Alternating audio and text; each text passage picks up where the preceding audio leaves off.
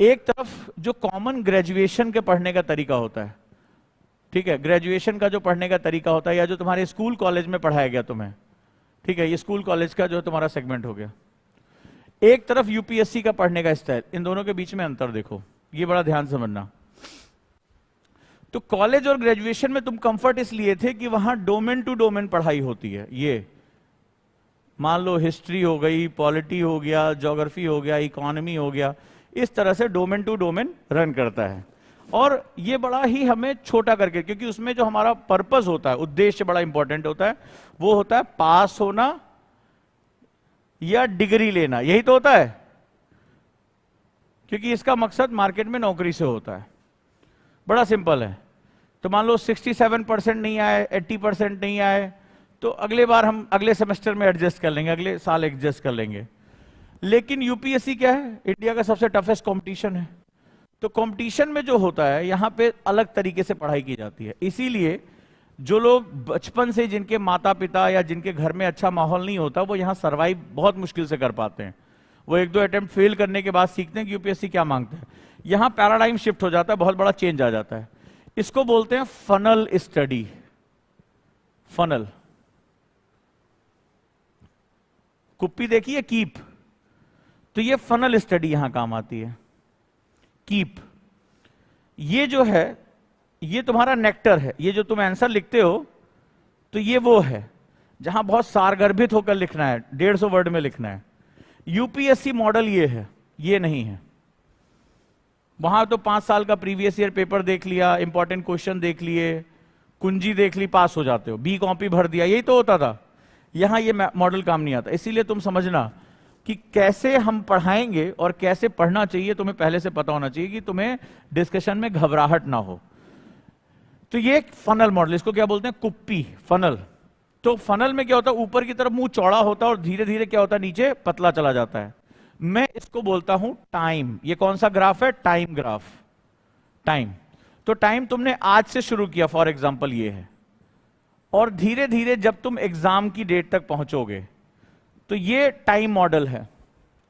तो कुप्पी क्या है, चौड़ा है, यानी इसको हम लोग बोलते हैं रेंज ऑफ सब्जेक्ट। क्या है ये, रेंज ऑफ सब्जेक्ट है, ये सब्जेक्ट का परास। तो यूपीएससी में क्या होता है, हमें टू द पॉइंट नहीं पढ़ना होता है। ये किसी ने अगर तुम्हें समझाया होगा टू द पॉइंट पढ़ो ना, है ही नहीं है, क्योंकि निचोड़ होता है। ये क्या है, ये नेक्टर है। नेक्टर मतलब अर्क होता है। तो जैसे आप बहुत ढेर सारा दूध लेते हो, फिर दूध को क्या करते हो, मथते हो, मक्खन निकालते हो, थोड़ा सा मक्खन निकलता है। तो किसी ने घर में घी बनते हुए देखा है, घी कैसे बनता है, पहले ढेर सारा दूध होगा, ये तो पता है ना, मारो यूपीएससी गोली। अभी ये समझो, समझ जाओगे कि तुम्हारा लास्ट में कौन से लोग 150 वर्ड में अपना आंसर डिलीवर कर पाते हैं।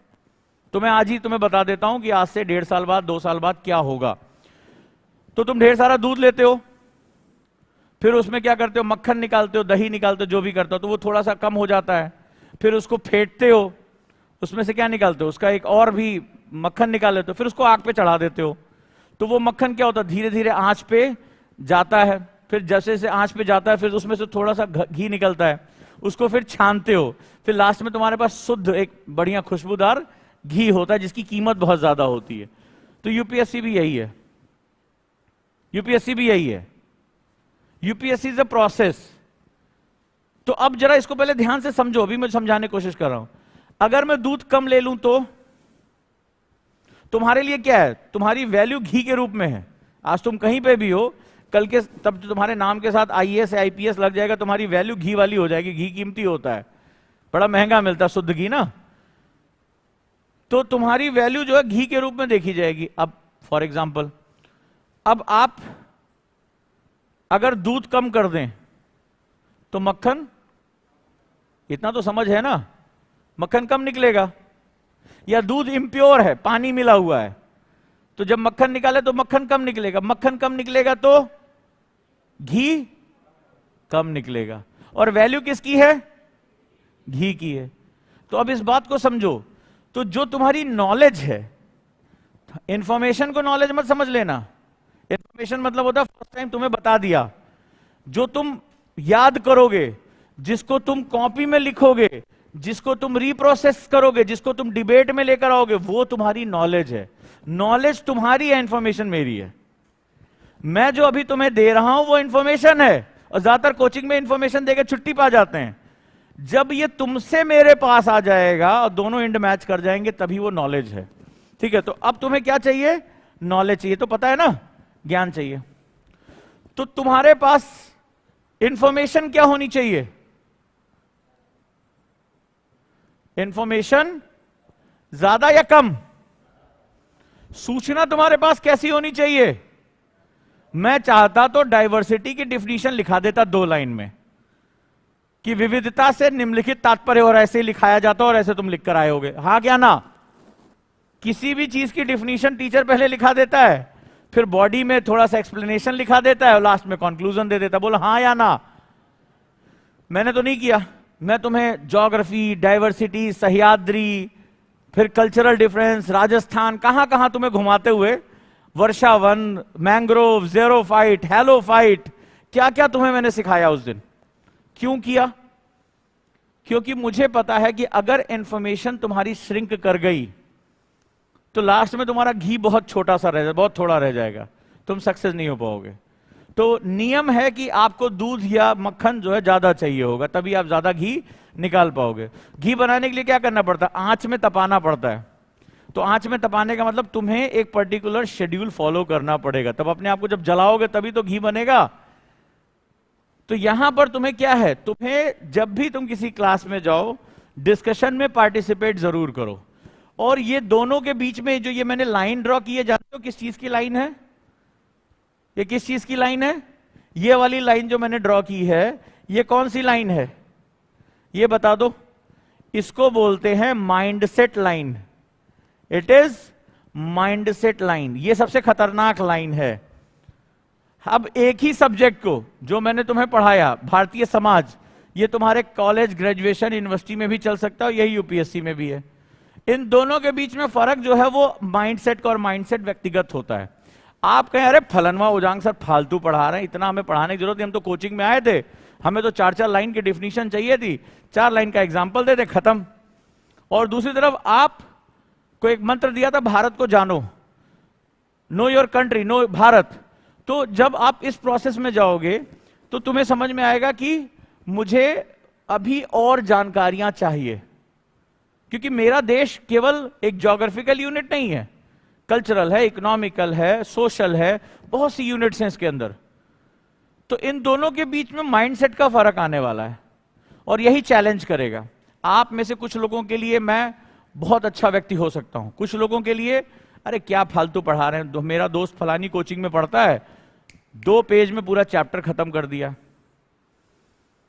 तो ये माइंडसेट का गेम होगा, और ये आपकी छन्नी है। मान लो जैसे तुम्हें घी छानना है, तो मम्मी क्या करती, कभी घर में देखा, वो कॉटन कपड़े से छानती हैं, क्योंकि छन्नी के छेद बड़े होते हैं, तो इंप्योरिटी आ जाती। तो वो क्या होता है, तुमने देखा होगा, कपड़ा रख देती हैं और कपड़े पे घी डालती हैं ताकि बहुत बारीक से बारीक कड़वी छन जाए। तो लास्ट में उसको क्या करती, छानती, ताकि घी में कोई इंप्योरिटी ना आए। तो हमें भी क्या करना पड़ेगा, माइंडसेट हमारे लिए बहुत जरूरी है, कि मेरा टीचर जो मुझे पढ़ा रहा है, मुझे सबसे पहले उसको एक्सेप्ट करना सीखना पड़ेगा। तो अगर आप एक्सेप्ट कर लोगे तो ये पैराडाइम शिफ्ट आपके लिए है। ठीक है, ये शिफ्टिंग आपको बड़ी आसानी से मिल जाएगी, आप यहां से यहां आ जाओगे। और जब यहां आओगे तो शुरुआती दौर में तुम्हें क्या करना पड़ेगा, तुम इसके लार्जर पर्सपेक्टिव में जाओगे कि देखें ये सब्जेक्ट फैलता कितना है। फिर जैसे जैसे समय बीतेगा तुम इसके कोर वैल्यूज की तरफ पहुंचना शुरू करोगे, और जो लास्ट में तुम्हारे पास नेक्टर यानी गाढ़ा अर्क बचेगा, वही तुम्हारी सक्सेस है। वो जो लास्ट के 150 वर्ड में लिखना होता है ना, उसमें आप फालतू बातें नहीं लिख सकते। लेकिन ये तय है कि अगर आपने शुरुआती दौर में डिस्कशन को रोक दिया तो लास्ट में तुम्हारे पास डायमेंशंस बहुत कम पड़ जाएंगे। इसीलिए ये ओपन माइंड का एग्जाम होता है। यही कारण होता है कि यूनिवर्सिटी का टॉपर भी एग्जाम क्रैक नहीं कर पाता है, और यही कारण होता है कि जो सेकंड डिवीजन पाया हुआ है वो भी यूपीएससी को क्रैक कर देता है, क्योंकि इसके लिए वो कभी पढ़ने में अच्छा नहीं रहा। तो पढ़ने में अच्छा, यूनिवर्सिटी के हिसाब से उसको अच्छे मार्क्स नहीं मिले, लेकिन वो क्या है, वो सोचने में अच्छा है, वो चीजों को समझने में अच्छा है। बस यूपीएससी ने पकड़ लिया, बोला यही हमें चाहिए। यही हमें चाहिए और वो सेलेक्ट हो जाता है। तो इस एग्जाम का अंतर समझो, यही हम कोशिश कर रहे हैं आपको समझाने की। इस मॉडल को याद रखना।